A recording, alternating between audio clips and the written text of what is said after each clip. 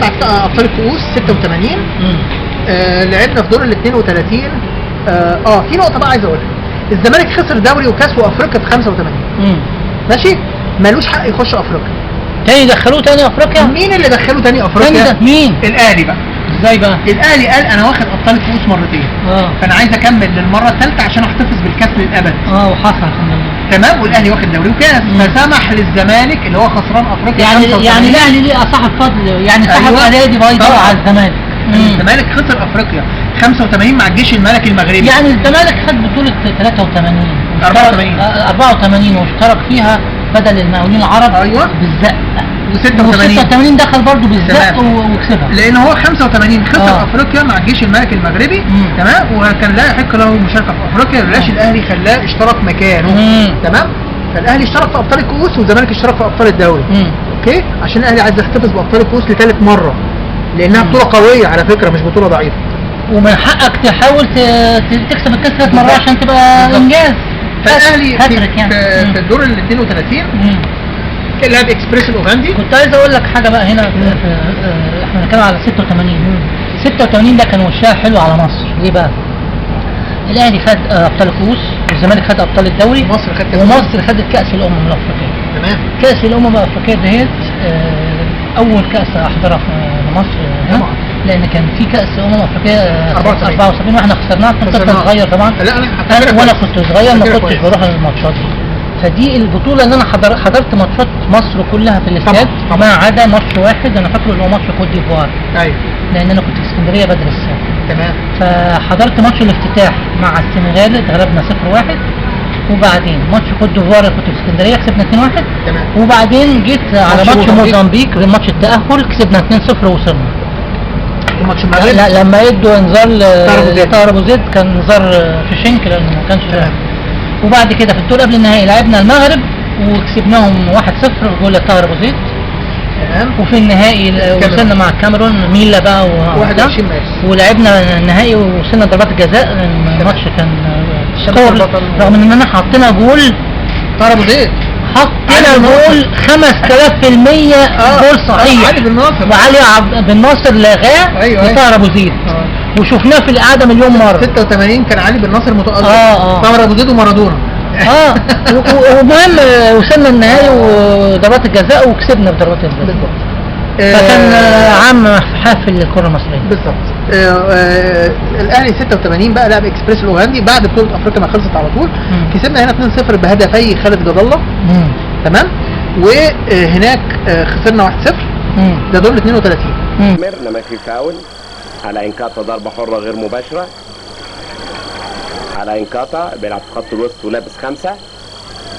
عامر لخالد جد الله، طلع له ربيع، انما لعبها لاسامه تخد وترجع لعلاء ميهود. مجدي عبد الغني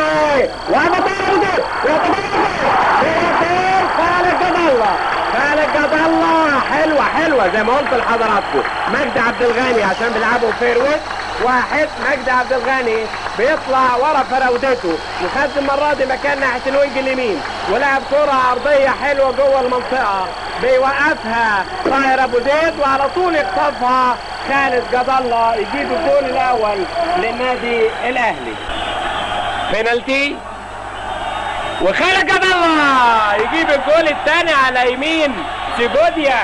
خالد جد الله يجيب الجول الثاني في الدقيقه 32 من بينالتي بعد ما اتضرب مجدي عبد الغني. انما الحقيقه ايمن شوقي حطها له حلوه قوي وبرضه حلوه قوي حطها خالد جد الله بومبا على يمين سيجوديا. خالد جد الله بكالوريوس تجاره خالد. طلعنا بعد كده دور ال 16 لعبنا هايلاندرز بطل سوازيلاند. كسبنا هناك بره الارض 5-0. تمام. انا متذكر بقى اللي احرز الاهداف كان انا عايز افتكر مين، بس اعتقد كان علاء ميهوب جاب جولين وايمن شوقي جول، واعتقد مجدي جول وربيع جول، مش متذكر يعني. المهم الماتش اللي هنا بقى كسبنا 3-0 في رمضان. الماتشين كانوا في رمضان على ما اذكر يعني. كسبنا هنا 3-0 في رمضان بعد الفطار. خطيب حط جول عالمي. اكل واحد كوبري وقام واكل الثاني كوبري ومرقص الحارس وحطها. الباك كان علاء ميهوب مشترك معاه كملها في الجول. سوازيلاند 5-0.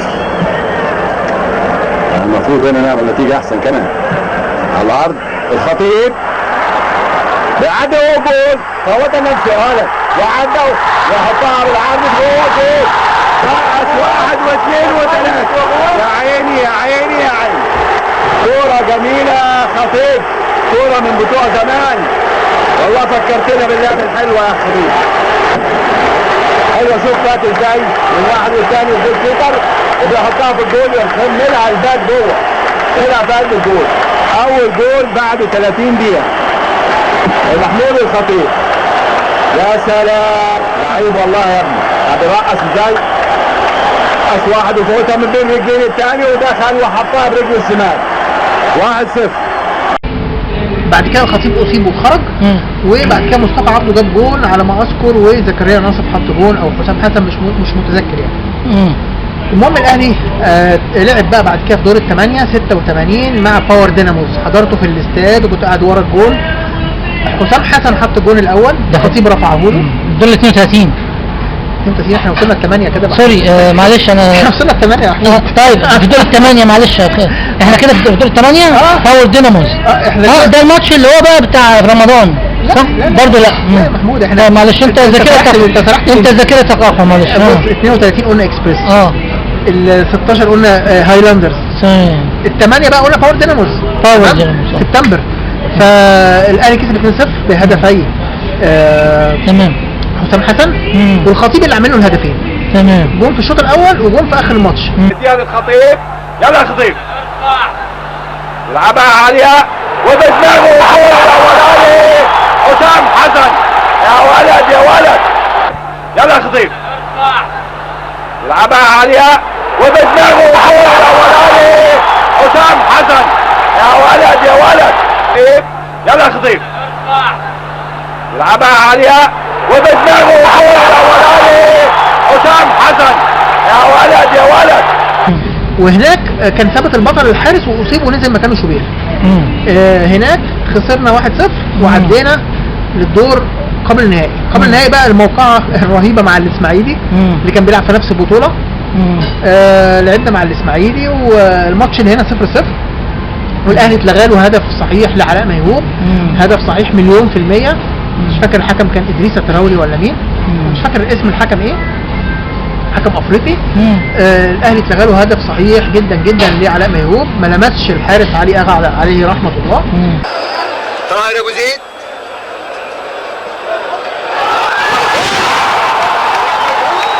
الجول الاول للنادي الاهلي اللي جابه علاء ميهوب في الدقيقه 38.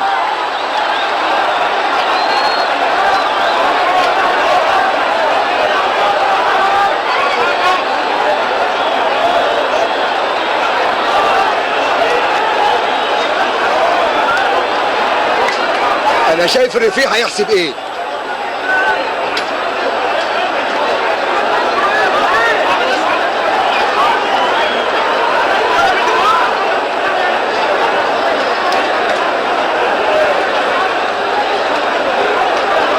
اللاعب واقف والرفري معرفش حسب الكوره ايه.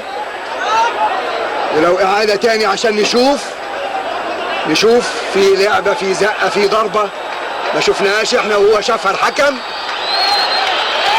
مفيش. وهناك الاهلي دخل في جول الماتش اللي هناك محمد حازم الله يرحمه. وبعد كده حسام حسن اتعادل والحكم حسب ركله جزاء على الاهلي وهميه لصالح حمدي نوح، وهميه ضيعها عماد سليمان. والحكم طرد حسام حسن وطارق الوحش عشان كان حصل ما بينهم خناقه، وكان مباراه يعني معركه والاهلي خرج منها الحمد لله متعادل 1-1 وتأهل للنهائي. وماشي طارق خليل 15 طارق وبيلعب كرة حلوة جوه جول جوه جول جوه جول حسام حسن.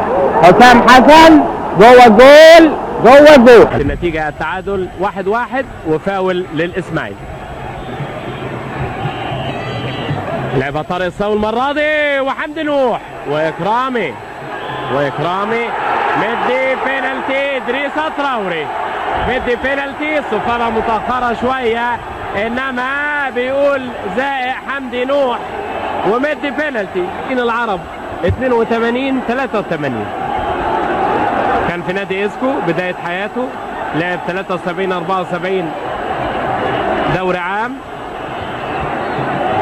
والمنتخب 78، واتنقل المقاولين موسم 78، وبعدين جه هنا الاسماعيلي موسم 82 83. والسجارة بطل توجو بيلعبوا الماتش الثاني، وحازم وعماد سليمان وبيحطها بره على يمين اكرامي راح شمال والكرة بره.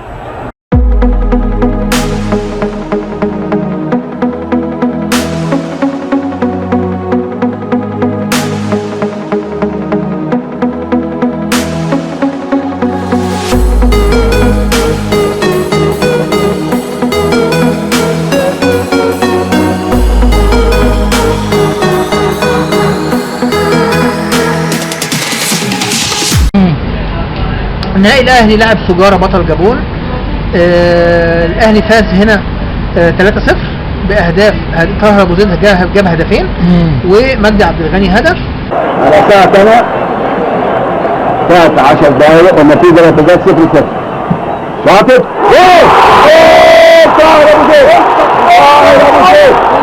طاهر أبو زيد قنبلة قاعد الجول على ركبه ودخل الجول الاولاني بعد 10 دقايق.